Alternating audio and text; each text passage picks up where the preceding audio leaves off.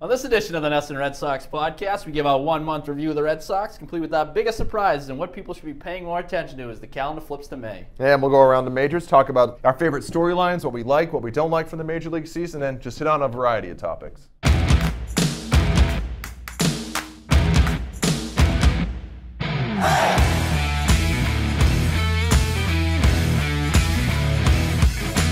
What's up, everybody? Welcome to another edition of the NESN Red Sox podcast. I'm Ricky Doyle, joined as always by Dakota Randall. Dakota, what's going on? Not too much. How you doing? I'm doing great. We're in full swing now. We're 1 month into the season, so I think it would be very appropriate for us as we sit here. The Red Sox opened up on March 29th, so we're sitting here on May 1st. I think it would be appropriate if we, kind of focus our efforts, take a step back, and just kind of evaluate the totality of this thing, what we've seen so far. A little 1 month review action? 1 month review, a little progress report, if you will. From we'll look at mostly from a Red Sox standpoint, but then maybe we'll touch on some league-wide storylines as well later in the episode. But all right, give this team our report card, so to speak. Yes, it has been, since the last time we talked, it's been kind of a mixed bag. We've come in here a couple weeks where it seemed like the Red Sox were never going to lose again. Kind of firing on all cylinders, but a little bit different coming into this week. Since our last one, they did drop 5 of 7 at one point before winning their last 2 games, so there's been minor hiccups along the way, but overall 21-7. We're talking about a team that is coming off its best April in franchise history. 3 games out of the Yankees. I know it's too early to really look at standings, but they're right there.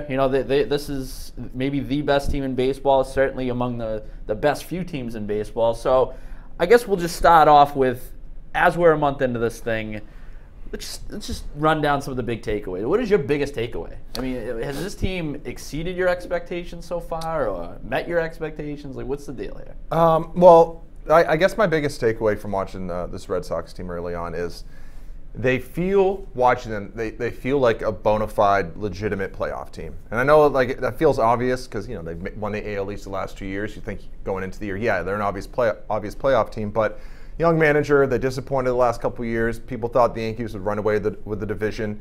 Might have some competition in the wild card. You're wondering what you're going to get out of David Price, wondering what you were going to get out of Rick Porcello.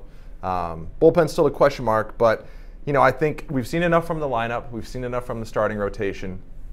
And I think we can look at this team now and reasonably say that they absolutely are a playoff team. And, we can sort of reset our expectations to say, this team should get out of the first round of the playoffs. That should be the expectation. But I think that's the expectation all along. Yeah, but, we live in a pessimistic city. And I think, people were so underwhelmed by the offseason. You thought, after watching this team the last 2 years, is the talent enough to get them out of the first round? Do they have staying power? Is this, real MLB powerhouse? And I just think looking at them right now, they just have a feel.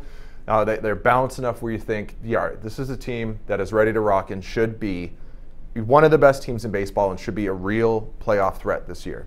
It almost feels to me like they've kind of you kind of lump the last 2 seasons together a little bit.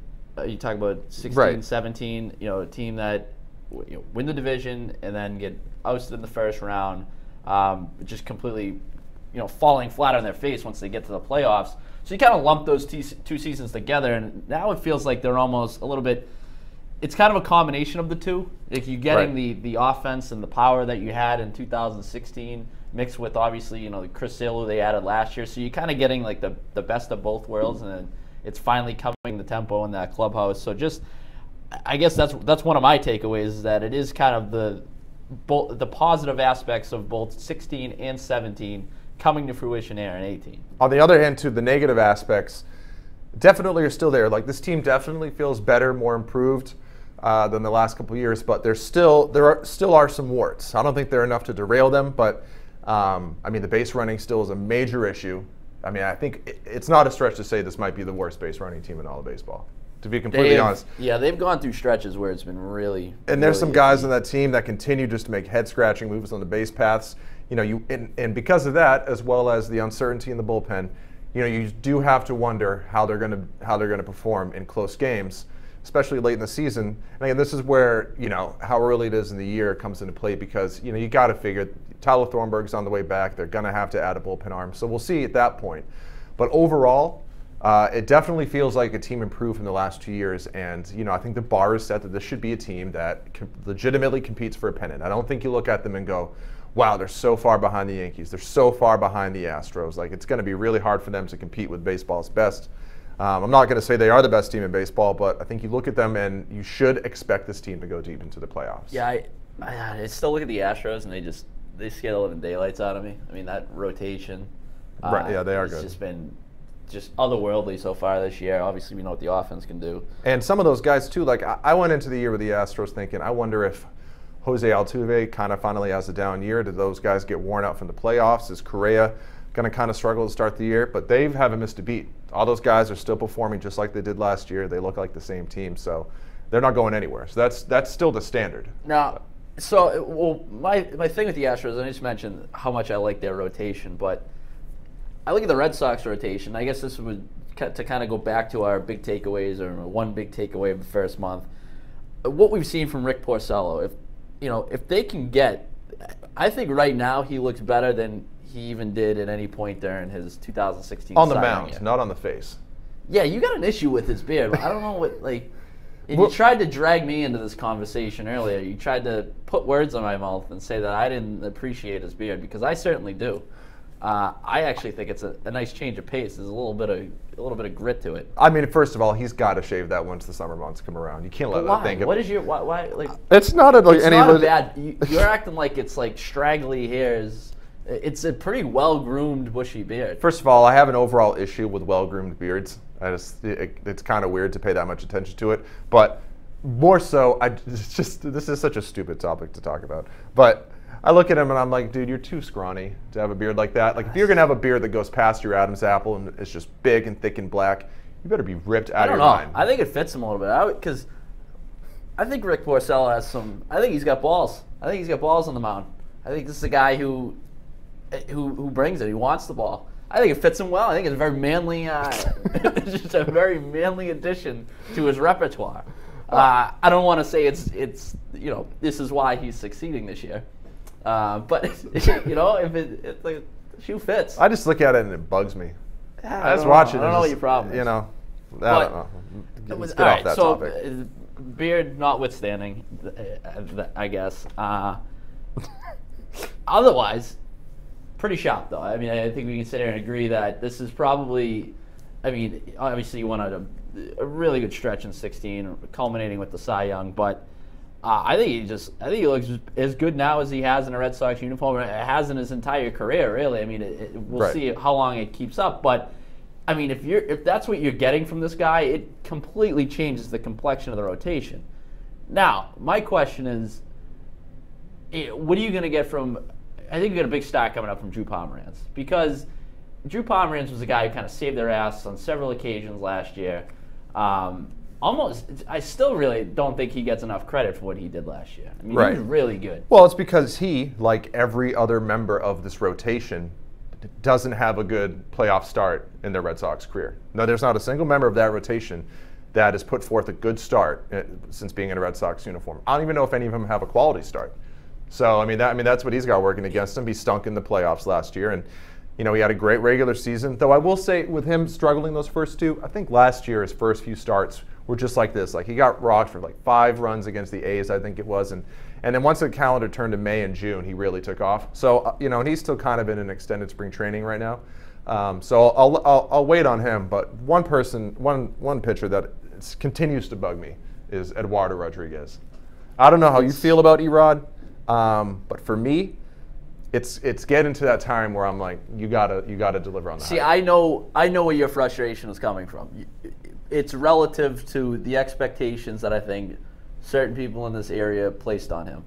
Right. Which, if you remove those expectations and just evaluate him for what he is, which is a back of the rotation starter, your number 5 guy is essentially, if you're talking about throughout the course of the season, he's going to be a number 4 and number 5 type starter.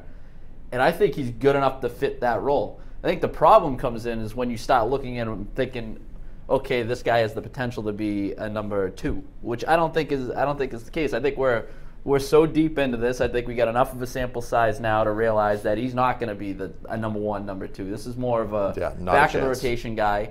And I think if you enter into the season or enter the rest of the season with those expectations, I don't think you're going to be quite as disappointed as you seem to be so far to this point. It's not this season. It's just overall. I mean, I just feel like. But you don't think he could be a good enough, a very viable number 5, number 4 type guy? Well, listen, and that might be all well and good, but at the end of the day, you know, to really. Regular season performance matters, don't get me wrong. But at the end of the day, your value as a pitcher to a team really comes with, you know, are you going to be given a postseason start? And especially in a first-round series, you only go 3 deep. You know, is he ever going to be a guy that takes the ball, you know, in a postseason start? I seriously have my questions. And, you know, especially in the first round, you usually only go 3. Sometimes in the second, you expand to 4. But, I mean, if this is a guy that you never have the confidence to give a postseason start to, I mean, it's just hard. You know, then that is frustrating because you look at him and say, this guy's got all the ability. We've seen it before, but, you know, between, you know, kind of getting banged up and getting injured and just, you know, being extremely efficient, the guy's always up around 90, 100 pitches by the 5th, 6th inning. And it's just frustrating. I mean, you know, he's still young, but I'm waiting for. My thing is, like, as currently constituted, you don't necessarily need him to make a postseason start. You don't. In an ideal world, everybody stays healthy. You get to the end of the line, and you got Sale, Price, Porcello, and Pomeranz, with Rodriguez filling whatever role it is that they have him in the bullpen or whatever. Which it's kind of I've always wondered how he would fare in if he were to flame out eventually as a starter. I mean, we've seen so many starters across the league flame out or just, you know, not have what it takes to be an effective starter, and then they transition to a bullpen role, and all of a sudden they're the next big thing in the 7th and 8th inning. So, Andrew Miller. So I've always wondered how he would handle that. I mean, I'm not saying you're at a point where you start to really explore that, because I do still think he can provide quality innings from a starting role, but it's interesting when it comes to him, because obviously he's got good stuff, but it's just a matter of, like you said, there are occasions when he does, I think, nibble. Well, see, I don't think it's occasions. I think it's the norm with him. And that's the problem with me. I think you're underselling a little bit the potential to. This is, for me, this would be a successful season for Eduardo Rodriguez.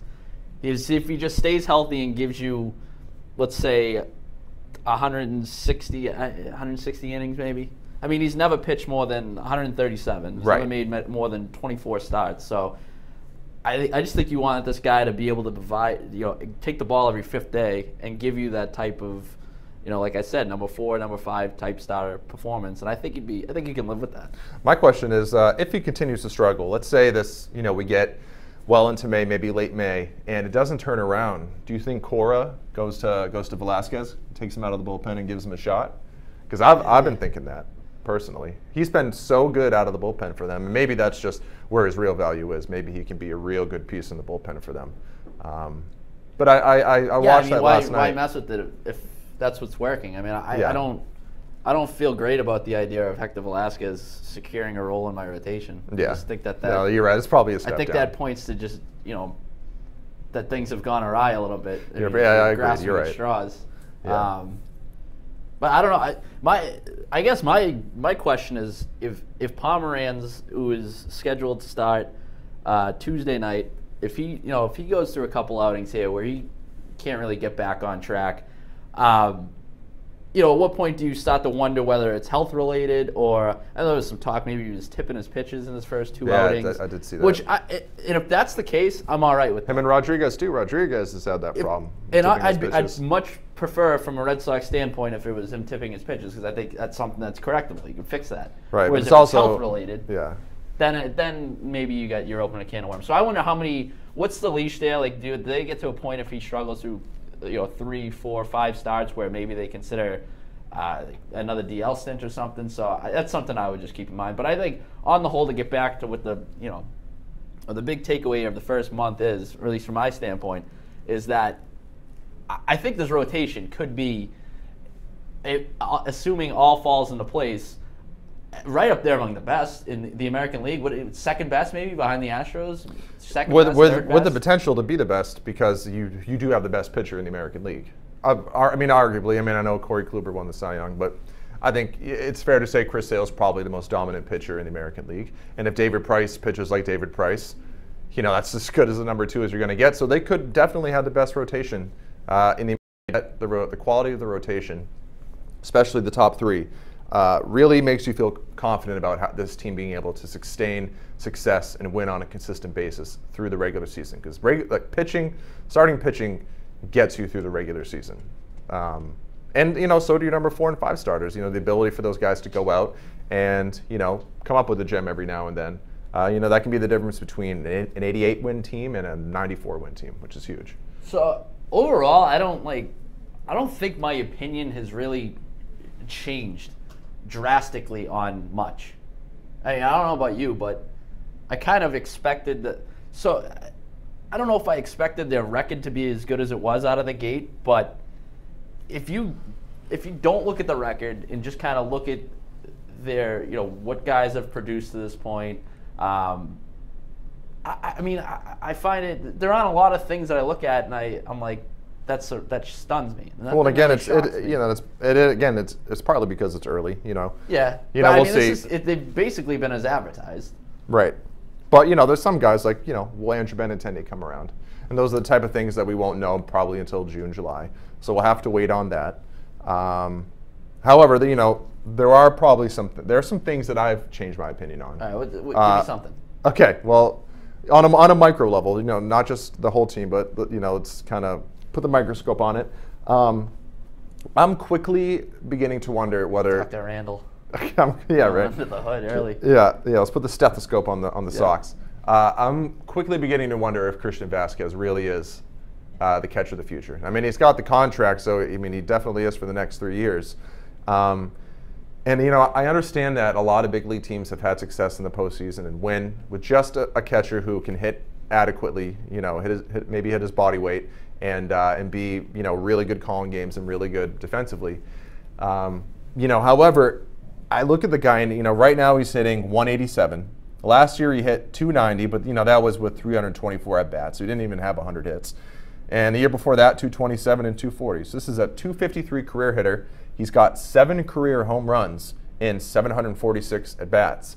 And I'll ask you, is the defense enough for you to look at Christian Vazquez and say, this is your catcher of the future for the next, I don't know, let's go beyond 3 years. Let's say 5-6 years. Like, is this Jason Varitek? Is this what we're going to have behind the plate for the next, 5-10 years for the Red Sox? I think they have a lot to figure out with that catching situation, because the offensive production, as you mentioned, isn't there. I mean, their it's not even close. Their production from that position is, statistically the worst in baseball. And he's 27, by the way, so he should be in his prime.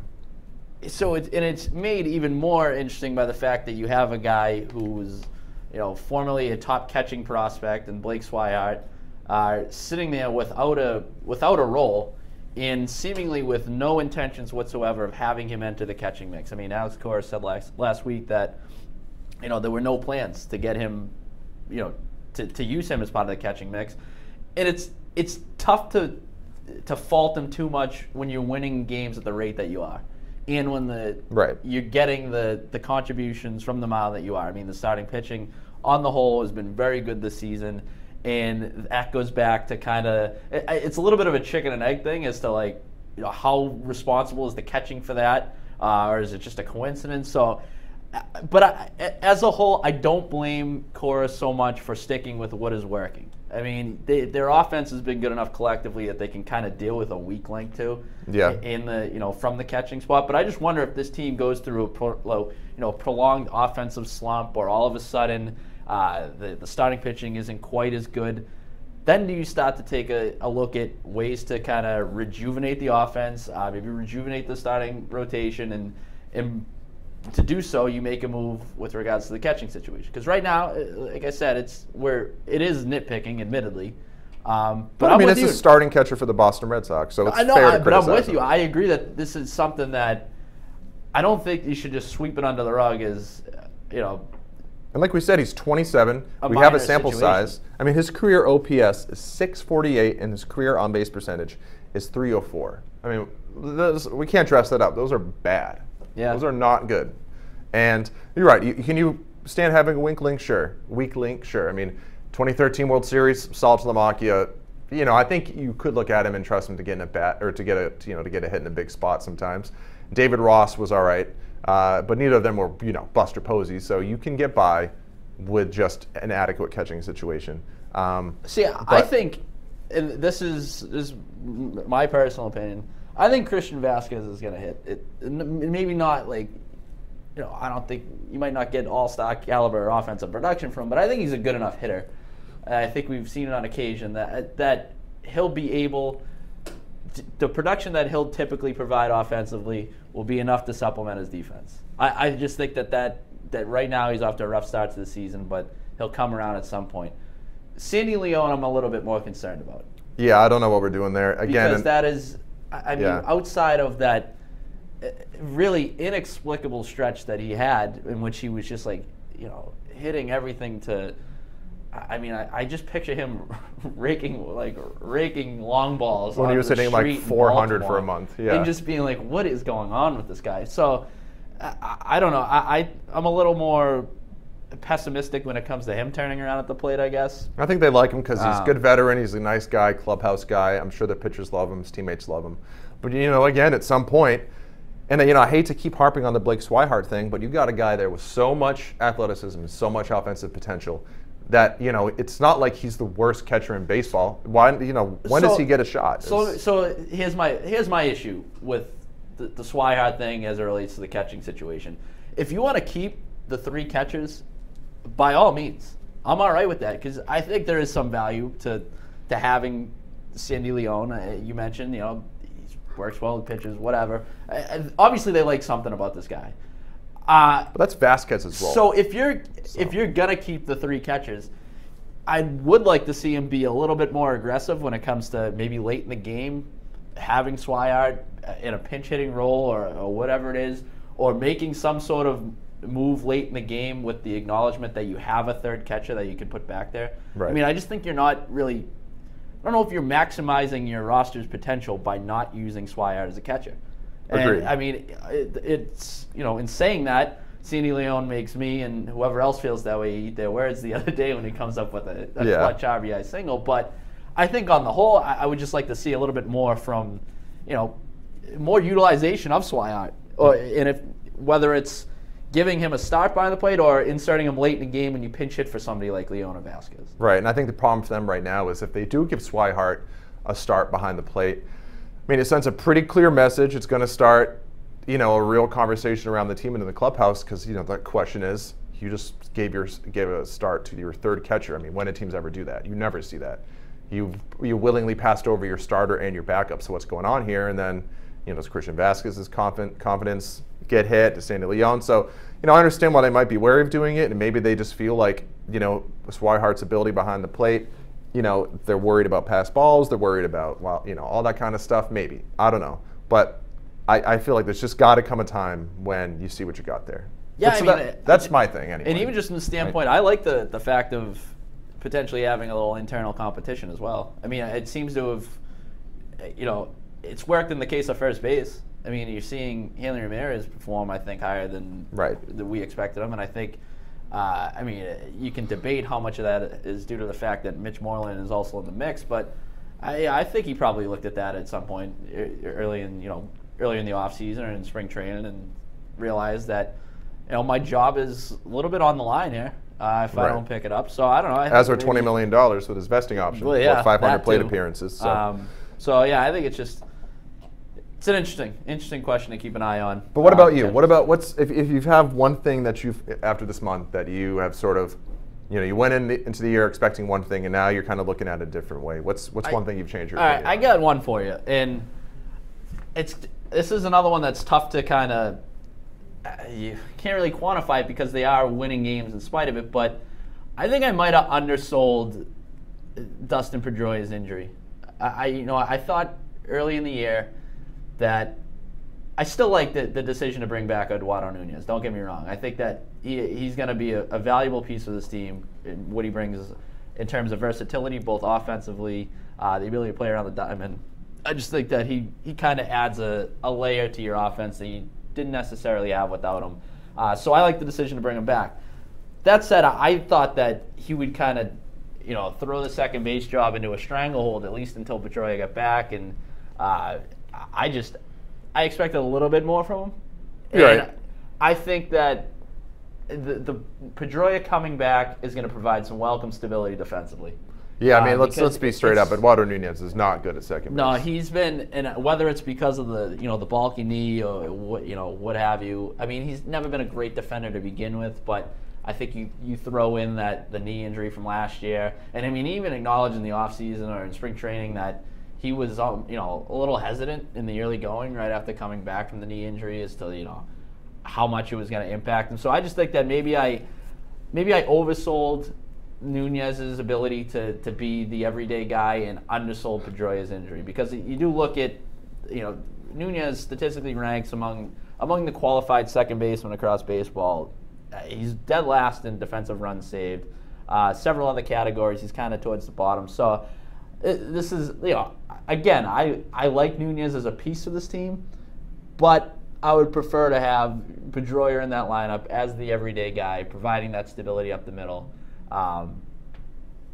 It hasn't hurt them too much to this point, but I just think as the season progresses, when there are going to be certain situations where some of those errors and some of the lack of range from Nunez might not be able to get away with quite as much as they have been in the early going, especially when they stop playing better teams, because they've played crap teams. Let's be honest. Yeah, and I mean, I think the big one for me with Nunez, or one that really stands out, is I think it was Saturday that Price pitched against the Rays, and I believe it was the 6th inning, 5th inning or something, and it was 5-5 tie game, and there was a man on second base, and there was a ground ball between second base and first base, and Nunez, he went after it, but he just kind of lunged his glove after, and you couldn't help but watching it thinking, man, if you just dove and knocked it down, you could have saved a run. And then the Rays score, go up 6-5, and they kind of start adding a few more. But if he stops that and then you get out of the inning with a tie, the whole game could change. And I know it's just one game, it's one play, but I mean, there was even an instance Monday night, I think, where the range just wasn't there. He was going to his left. Well, when he didn't die for that play, my first thought was, he just doesn't feel comfortable going all out on that knee. And the range on him was never good to begin with. But coupled with that, if he's still worried about his knee and worried about putting too much stress on it, I mean, if he's not going to be able to dive and knock down balls in the hole, I mean, that was such a textbook play that Dustin Pedroia knocks down and saves a run. And that's why I think you're right. When Pedroia comes back, assuming he's healthy, I think I undersold it too. I didn't think it would matter. I thought maybe we've seen the best of Dustin Pedroia, but now I watch it and I kind of agree with you that I think he could make a big difference when he comes back if he's relatively the same player. And I think too you'll notice it. You'll get a few weeks in, and I think you'll see some plays from Pedroia that you're like, oh, that's right. Yeah, that's what this guy's capable of doing. Yeah. Because I mean, there are times when just the textbook play of him going out, ranging out under the outfield grass to diving to knock down a ball and making throwing somebody out at first. I can just see that kind of becoming the image that kind of crops back up in your head. And then also just the trickle down effect. I just think Nunez is better suited for a role in which he's bouncing around. You know what I mean? It was kind of the same thing with when Brock Holt was all of a sudden kind of thrust into a starting. I just never really liked him in a starting role like that. I prefer to have my Brock Holt bouncing around the field a little bit. And the same with Nunez. So yeah, I think it benefits everybody, benefits them top to bottom, and I think it also is going to throw a huge wrench into the bench, because when Pedroia comes back, all of a sudden you got Nunez, Lynn, Holt, Swihart all kind of jockeying for time on that bench, and I guess you could always just send Sue Lynn back down. But it's going to be interesting to see what they do. That's kind of this I don't want to say cloud looming over, but it's just one thing that's sort of, you're waiting for it to creep up, because when Pedroia does come back, they're going to have some interesting decisions to make on the roster. It's coming. I mean, it's not.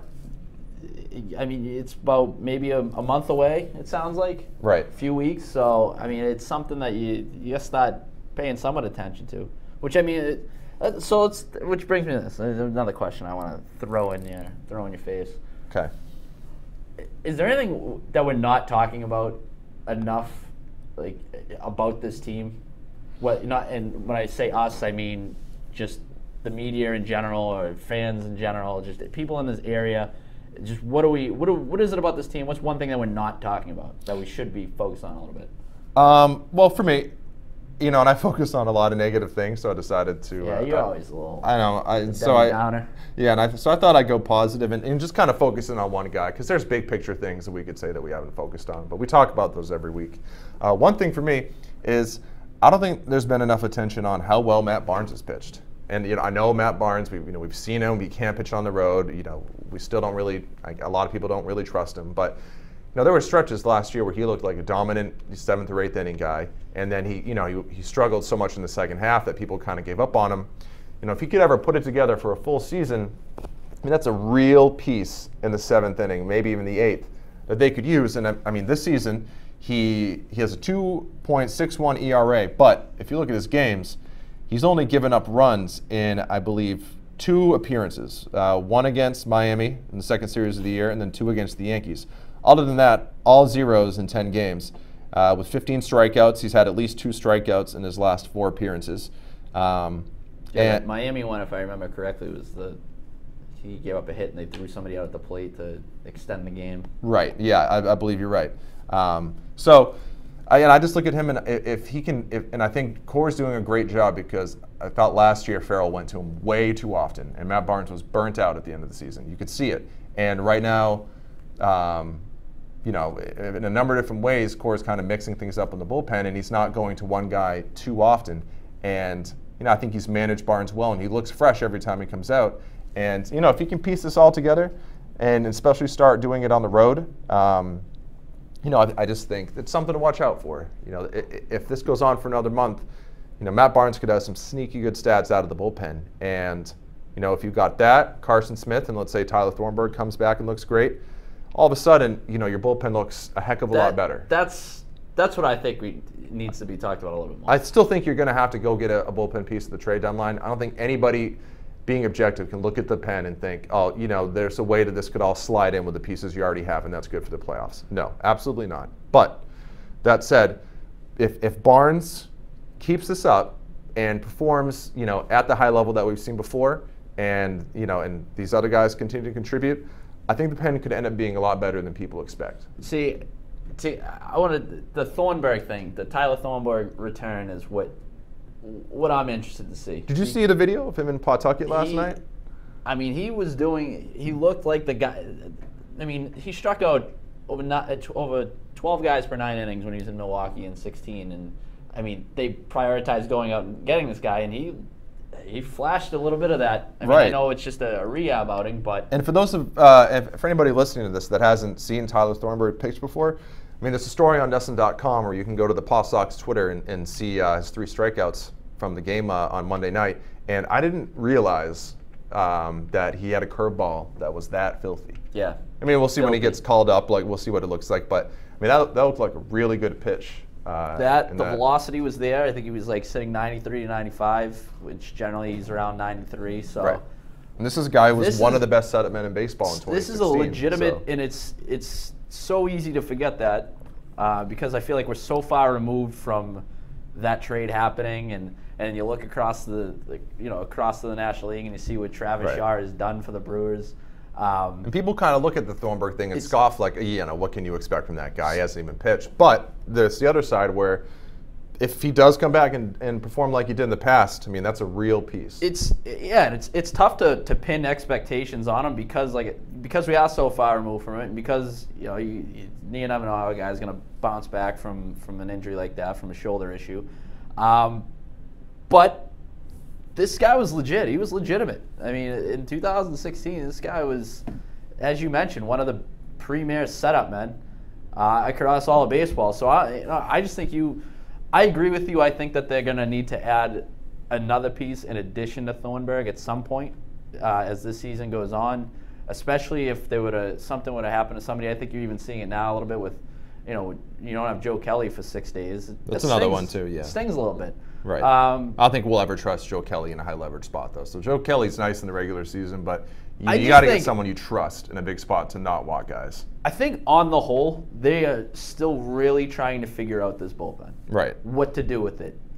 And that's their fault for all the way to Craig Kimbrell. Right. I mean, I think they are still trying to figure out how to approach him. Whether to bring him in the 8th inning and what, if you do bring him in the 8th inning, what types of spots in the 8th inning. And I know he has said before that if he's going to come in the 8th inning or whatever, he still wants to finish the game. I mean, you're not going to bring him. I know you can look across the league, and there's some instances where managers will turn to their closer, their best pitcher, in the 6th, 7th inning even, if it means that if they think they identify that spot as the key spot in the game.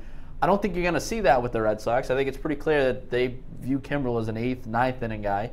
But I do think his role could evolve a little bit. Whether it's 5, 6 outs, whatever. I largely disagree a little bit because, I know Sunday was his first game coming in the 8th this season, and I know Core said they would go to that more. But I just don't expect it much because, and I think I just don't look at Craig Kimbrell and think like this is like a Rivera or a Papelbon or someone that can come in the 8th. It just we've seen it plenty of times. He's not the same guy when he comes in the 8th inning or in a tie game, and he reeks of your classic closer. Just come in for the 9th, air it out, and strike everybody out. But what I do want to say is I know we've criticized Core's bullpen moves a lot this year. There's been some inconsistencies, and when people were wondering, well, just a week ago you said it's not time to bring Kimbrell into the 8th, and then a week later you bring him in, so what's up? And I thought that was a good move by him because I think he sensed, they lost 2 games against Tampa. They didn't play well. They didn't play that well in Toronto or in Oakland, and I think he looked at it and said, we have a chance to get a win here, and I'm going to go to the guy because I think it's important for us to get a win, get off the schneid. You don't want to get swept at home against Tampa. So this is an exception, and this is a good time to bring him in and make sure you get this win because it was a sneaky big win. You get swept by Tampa, there's a little bit more doubt around the team, and I thought it was a good spot. One of these examples of him not managing by the numbers and just kind of having a feel of it, managing the game, and I thought that was a good move. I agree. It's probably the outlier that you're going to see him in the 8th, but it's so tough to figure these things out too because you don't know the conversation that's going on behind closed doors. I mean, this is like, I feel like closers in general can be very quirky guys. You know what I mean? Like they're stuck in their 9th inning ways on some occasions. You gotta get 100% buy-in from the pitcher if you're gonna use him in that role. To bring him in the 8th inning or whatever. Like you can't just have a throwaway conversation and a half-assed discussion as to we might bring you in these spots. I mean, the guy has got to be committed to it. Right, and I agree, and so I think both of us are looking forward a bit to see how this bullpen evolves and who kind of steps up and makes a role their own. But kind of going forward a bit, what is as we head into May and the weather's warming up? What's one big thing you're looking forward to with this team to learn about? One thing you're really curious about to see what develops here in the coming weeks. So I'll switch over to the offense. And you briefly touched on it, but I don't really know what to make of Andrew Benintendi right now or his season. His season's been very weird. I mean, I don't think he's been an issue. It hasn't been terrible, but I think that one of the kind of widespread assumptions coming into the season was that he was going to perform at an all-star level or close to, really solidify himself as one of the franchise cornerstones, which I still think he is. I mean, I think this guy is, we've seen. Is he, though? I think that. Or is he Trot Nixon? A little bit faster. If that is what he evolves into. That's a good player. It's just not a franchise cornerstone. Yeah, okay. All right. So I think this is a guy that could stick around and be a valuable contributor for 10 years. Right. If that is what I mean. I'm not sure he's going to be a guy that, I mean, you might get an all-star season out of him, maybe a couple all-star seasons here or there. Like the thing is, you look at that swing and everybody thinks perennial all-star. Yeah, I don't think he's not Mookie Betts. He's not on that level. But we are still kind of trying to figure it out. Right. I think everyone looks at him and says you should be he could be a 300 hitter with 30 bombs, and that's big time production. But Yeah, I think you start to wonder, is it more 280 and 25, which again still is good, but it's all of a sudden you're not untradeable. I think what he provided last year in his rookie season, if that became like the norm, I think you were happy with that. Right. Well, I think the big thing with me for Benintendi is this is a guy who, as good, he's a natural at the plate and he's got all kinds of talent, but man, does he do some stuff both on the base paths and in the outfield, just mental mistakes that really make you scratch your head. And everyone kind of says, he'll figure those out, but it's like he's had high level coaching in high school, college, minor leagues, now in the Red Sox, and you can't be like the other night when he got picked off at second base with JD Martinez at the plate. I was just, what are you doing? Because we see that all the time from him. Yeah. And I really didn't like how he his whole response to the being called out and the Minaya no-hitter. And just for me, I'm with you. I want at some point I want to see Benintendi kind of cut out all that crap and sort of just deliver on this hype, because you're right. He's extremely talented, and you're just kind of waiting for it to all come together, because right now it's a little all over the place. Yeah. So I mean, I guess I just want to know, as I'm looking towards, if they what's he going to be? What level is he performing at when they get to the playoffs? You know what I mean? Like where does this guy fit into your lineup? How much can you rely on him? And the same kind of goes for Rafael Devers as well. Yeah. I think that can't really disagree that he's capable of going on a stretch where he's just driving the ball out of the ballpark. I mean, we saw it at times last season. So I think that opposite field home run the other day was a great sign too, because that's what he was doing last season. And so yeah, maybe it's a situation too where we've talked at times about the weather and how it's been just completely just garbage hitting conditions, really. So which it makes it even more amazing what some of the other guys have done. In spite of the cold weather. So maybe, once the temperatures get, they warm up a little bit, maybe you see more from these guys. But those two guys, just anxious to see what they provide, this season in particular. And another one, if you want to add him into the mix as well, much more of a veteran now, but the production really hasn't been there in the early going, is Jackie Bradley Jr. So I think we know what he is at this point. I don't think there's any mystery. I think he's better than what he's been so far this season. Yeah, well, of course. I mean, I don't think anybody thinks he's like, what is he, batting 160 or something right now? He's not that. But, I mean, what you're getting with Jackie Bradley Jr., below average hitting and elite defense. And in other areas of the game, he's really strong, and you just know you're going to get really hot streaks and really cold streaks. And, the question is, are you willing to live with that? So it's not all that different from the catching, the question that we were just talking about a little while ago. True. How long can you put up with the below average offensive production if you're getting those contributions in the field, or just the overall continuity? So it's Jackie Bradley Jr., Jason Hayward. Not as much hype, but it kind of reminds me of him. So yeah, I agree. I'm looking forward to see what those guys do, Benintendi and Devers specifically. Devers, I'm definitely willing to wait a little bit longer on, because he was so good as a rookie last year that, you have to expect pitchers are going to adjust, teams are going to look at scouting reports, and they're going to pitch him differently, and then it's his turn to adjust. And so we got to let that process play out, I think, before we make any sort of real call on him. For me, the big thing I'm looking forward to, especially as it gets warmer in May and June, is JD Martinez, a 40+ home run guy. Because if that's the case, and I think at this point you have to be more than satisfied with what he gave. I know he got off to a slow start, but now he's been great. Raking it. Yeah, and he's hitting .337, 5 homers, 22 RBI. He's got a .958 OPS. He's not walking a ton. He's only got 8 walks, but I think he's been great so far, and I think the times he's hit a couple home runs into the bullpen, we've seen him get really close to the opposite field a couple times. And for me, to be a game-changing middle of the order lineup, middle of the order hitter at Fenway Park, you got to hit it opposite field.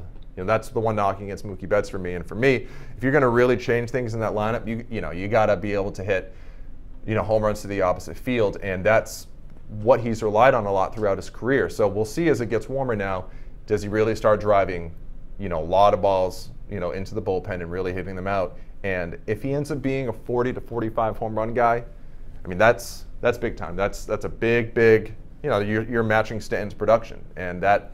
Then you're talking about the elite of the elite offense, right? Because I think he's already had his intended impact. I agree. I mean, I think just his inclusion in the lineup and what he's provided so far is lengthens out that lineup in a big way. Right, but if the power's been there. I mean, from a team-wide standpoint, I think only the Yankees, A's, and Astros have more home runs in the American League, and you can live with those three being ahead of you, given some of the hitters in those lineups. I mean, Oakland, for as bad as they might be, or as suspect as they might be on the mound, they got some guys who can hit the ball at the ballpark. So if you're in that range in terms of power, with room for growth, as it seems they do have, you're cooking. Right, and my thing with Martinez is, if he ends up being a 300 hitter with 30 home runs, I mean, that's still great production, don't get me wrong. But if he ends up, but it's not, I don't think that those kind of numbers are the kind that, it's not the kind of hitter where the other team, when he comes up, the opposing pitcher is crapping himself a little bit.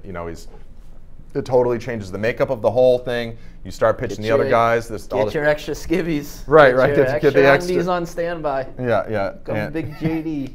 And JD skid marks. Yeah, JD skids. And if he ends up being a guy that's hitting 45 home runs, I mean, that just changes the whole way opposing pitchers pitch to you, changes the whole dynamic of the team, and it has a trickle-down effect. And I think he can be that. I mean, he hit 45 last year, so we'll see. I mean, that's the biggest thing that I want to see, and I think we'll get a good idea pretty soon, come June. If he goes on the stretch where he gets like 3 or 4 in a week, and he's really letting it rip. That's a great sign. So that's mine. I'm with you. So all right, let's touch on before we get out of here. And we always like to kind of finish things up with looking around the league a little bit. We won't spend too much time. Real top level type stuff. I think it's a good time to do, being at the 1 month point and everything. What's been your favorite storyline of the season? Because we just talked about how a lot of things about the Red Sox haven't necessarily surprised us. I haven't been surprised by a lot across baseball in general. Yeah. I don't know about you, Ed. You want my favorite storyline or my biggest surprise? Just give me something. All right, my favorite storyline I think is just feed the beast, baby. Just give me something. Okay. I think my favorite storyline has to be Shohei Ohtani.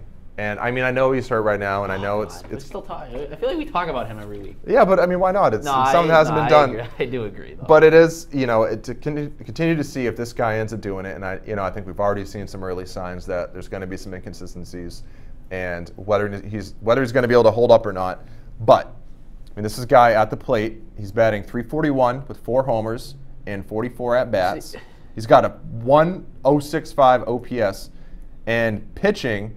His ERA is 4.43, so that's not fantastic. Yeah, but I mean, he got rocked by the Red Sox. Right, but he's got 11.5 strikeouts per inning. Inflates that. Yeah, you're exactly right. That one definitely inflates it. I'm surprised at how good he's been at the plate. I'll admit that. But I mean, he had that game the other night. He had, I think, 9 pitches over 100 miles an hour. But this is all unfolding exactly how I anticipated it unfolding. The bumps and the bruises in the field potentially negatively impacting his availability to pitch, and vice versa. But as a guy that's hitting .341 with 4 home runs. I get it. He's been good, and I agree with you. It is a fascinating storyline, but I just think we're a month into this thing, and these things are already creeping up. There's 2 separate issues, one him being removed from a game as a hitter and one being removed from the game as a pitcher. I just think that, I don't know, those are the questions I had about this guy. But I don't think either one are signs that you got to take him out of one role or the other, because I mean, he's shown too much at the plate. I'm not saying right now that you take him out of one. I'm just saying that if it gets to a point, and maybe it's not even this year, but if it gets to a point where he starts to steer away from the two-way thing, it's going to be a direct result of those injuries, those things cropping up. But regardless, I mean, I love to see, I think this guy's must-see TV. No, I'm with you. I think it's... Because it's not just like... intriguing as all hell. The thing about it is, it's not just a guy going out there and doing both. That in and of itself, that would be pretty incredible. It's the fact that he's able to do both. Do what? On a borderline elite level. I mean, I know his ERA is 4.45, but he's throwing over 100 miles an hour, and that splitter is nasty. So I mean, if he can put it together, I mean, that's a top of the rotation hitter.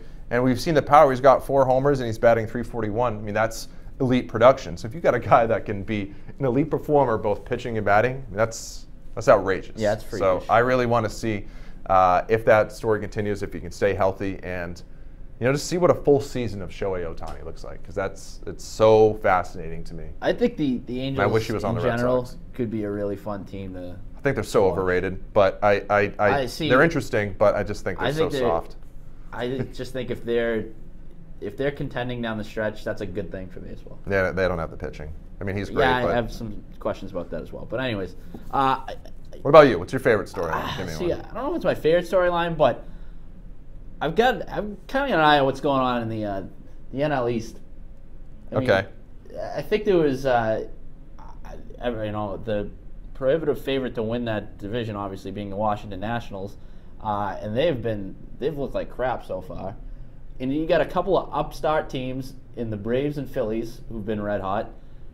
The Mets have kind of been that dark horse that you almost forgot about a little bit, but they're getting the offensive production that typically has eluded them in previous years. So I just think there's a lot of it's kind of I'm not going to say a wide open division, but I think that if you're the Nationals, who I think still at this point you can point to as maybe being the team to beat in that division, the Braves and the Phillies are going to be a huge pain in the ass. I think both teams are building towards something there. The Phillies, some people expect them to contend this year. Braves maybe a year or two away, but they got some, it's just some studs coming up through the system. So I don't know. That's just a division I like to keep an eye on.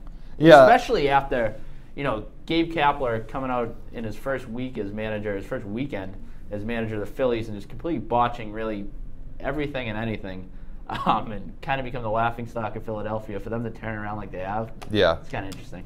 Yeah, and so your favorite storyline is kind of goes into my next question. I'll go at it first. What's our sort of biggest surprise from the beginning of the MLB season? And for me, it's every division in the National League. I mean, let's go right through it. If I were to ask you, and again, we're only a month in, so standings don't mean everything, but it's a decent sample size. Who would you be picking to lead the NL East? Washington, right? Yeah. Okay. What about the Central? St. Louis or Chicago. Okay, St. Louis or Chicago. You weren't one of the guys that thought the Brewers were the trendy pick? I actually thought the Brewers were going to regress in a big way. So. Okay. Either way, Pirates weren't in the picture for you? Pirates were not. All right, and what about the West? You look at the Central, it's kind of... It's a cluster. Right, but hold on. It's been in recent years. What about the West though? So, and just to finish it off, what do you think? The West, obviously goes the Dodgers. Back in. Yeah, that's a letdown. And the Corey Seager injury, undergoing Tommy John surgery, that sucks. You never want to see that. Right. But if you look at the standings, I mean, the teams that are at the top, I mean, there's a lot. I don't know if you want to call it parity, but I mean, like you said, the East right now, number 1 is the Mets, 2 is the Braves, 3 is the Phillies, and 4 are the Nationals at 13 and 16. I mean, that is not what anybody expected in the National League. Central. Yeah, the Cubs are in first. The Pirates, who I think everybody, especially after they traded McCutchen, thought that was a rebuild coming.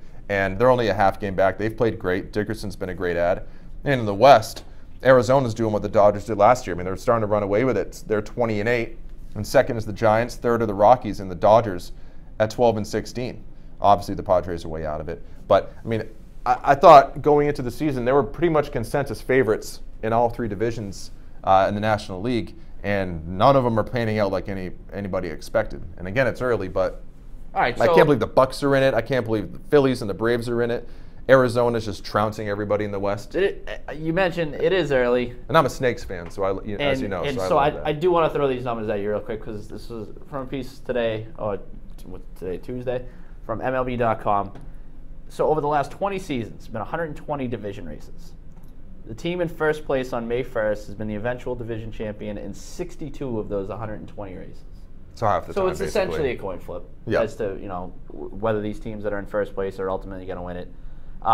Only once in the last 20 years, which was in 1998, that all 6 May 1st division leaders go on to win the division titles. So there's obviously going to be some fluctuation there, but just to see that there are some teams that you thought were going to be doormats or showing a little bit of fight, I think is good for baseball. Yeah, well, I mean, then on the other flip side, you got 6-7 teams on pace to lose about 100 games. So I mean, look at Baltimore. Baltimore's there's certainly no shortage of doormats if you want to get into that. Yeah, I mean, Baltimore's horrible. KC's horrible. It's some complete crap team. Cincy is horrible, which stinks because I like Joey Votto. I don't even want to waste time with them. So just give me a grade for the season. Like, how have you, like, entertainment value for, like, just everything collectively, what you've seen? How about, you ever get an NA on your report card where it's not available? Yeah, you did something so weird, or you got dropped or something, so we can't give you a grade? Yeah, you get too many absences. That's how I feel. But if you're gonna put a gun to my head and make me pick a grade, I guess I'll give it like a B. But and it's so hard because you're right, it is high. I should go. I'm going with like a. I'll go with C. I'll go C because, and it's hard because right now I think both of us and everybody in New England are so like swamped with NBA and NHL playoffs that that's everybody's big focus.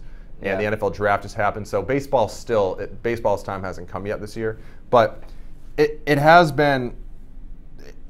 I don't know if it's been a bad season or a good season. I just think it's been a weird season so far. Yeah. I think we touched on this early in the week when we were talking, and between strikeouts are way up with Giancarlo Stanton being the poster boy. Guys are kind of going all out, just either strikeout or home run. In the entire history of Major League Baseball, there hadn't been a month in which the strikeout total exceeded the hit total until this month. Wow. And at the end of April, there were 7,335 strikeouts to 6,992 hits.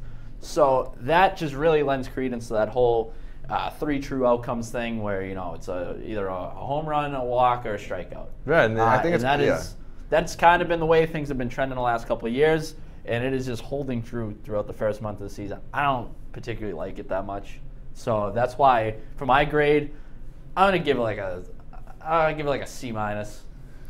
Yeah, and it also stems from the fact that, as you mentioned, we're kind of engulfed in a lot of crap here in Boston. So, but it's just like I said, it's a weird season and what we just touched on with the divisions. The good teams are bad. Some of the good teams are bad. Some of the bad teams are good. I also think too that the Red Sox are one of the more entertaining storylines across the league. So when I look across the league and try to latch on to something else, I'm struggling to find something here. Right, and again, we're in New England, so of course we're going to go to the Sox. But I think Arizona's a great story. Houston coming back, that's great. But again, it's just, and another thing that's really striking me right now. What now? What? No, it's not. Not that it's bad, but I was telling you this yesterday. There's this weird feeling right now where there's not a lot of players playing that we grew up watching. I mean, if you eliminate guys like CC Sabathia or Albert Pujols, Ichiro is I know the you corpse got a of real soft Ichiro. spot for this pursuit of 3,000 hits. It's fascinating to me. But it's weird because all these young stars that have been on the rise, it's now their game. The older guys that we grew up watching, they're just kind of hanging on at the end right now. They're not really doing anything. So there's this weird new feel where there's no Ortiz, there's no Jeter, there's no Rivera. There's not all these guys that you've seen for all these years that are just, continue to be their team's best players. It's this new generation of young guys, these new players, and it's just for the first time in the last 15 years for me, it feels like a completely new game. All right. We'll go get you a box of Kleenex. No, I'm not saying it's a bad thing. It's weird. I don't know. It's hard to explain. It's just, I look at it, I'm like, all right, now. The smell of the grass. Now Bryce Harper really is the face of baseball.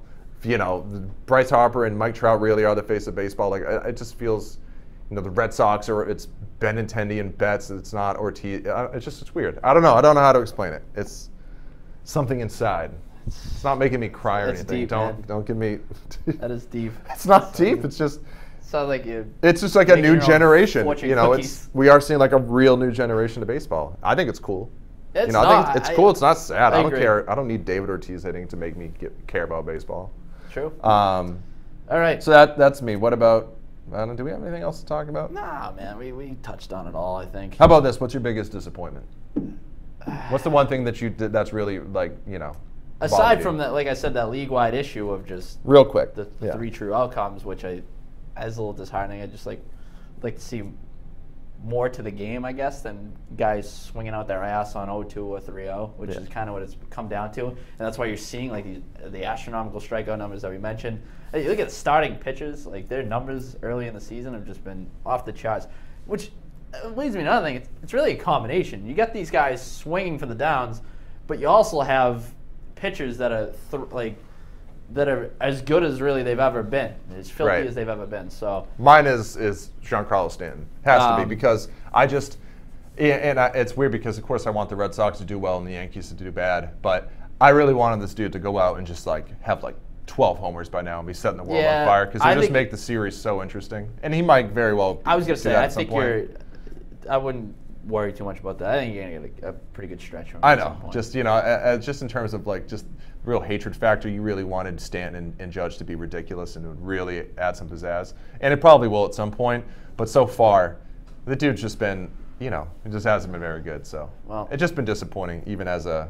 My biggest Sox disappointment is the Dodgers and Padres play next weekend in Mexico, because I'm going to San Diego and I really wanted to take in a game at Petco Park, and I actually booked my trip around that, and then I found out that they were playing in the Mexico series. That's too bad. Petco's So I'm still going to go check it out. I'm going to take a tour or something. I want to see what that ballpark's all about, but that's kind of a letdown. So that's my disappointment. It's really just a very personal gripe. Maybe you can go to a real Petco, pet some dogs. We can do that too. I'll do that locally though. Yeah.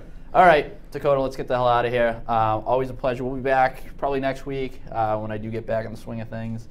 And we'll see where we're at with that. But I figure it's good to touch on. Get a little 1 month roundup here. Right. Hopefully you all enjoyed. If you'd like, you can follow me on Twitter at @TheRickyDoyle. You can follow you at Dak Randall, DAKRANDALL. And of course, follow at NESN.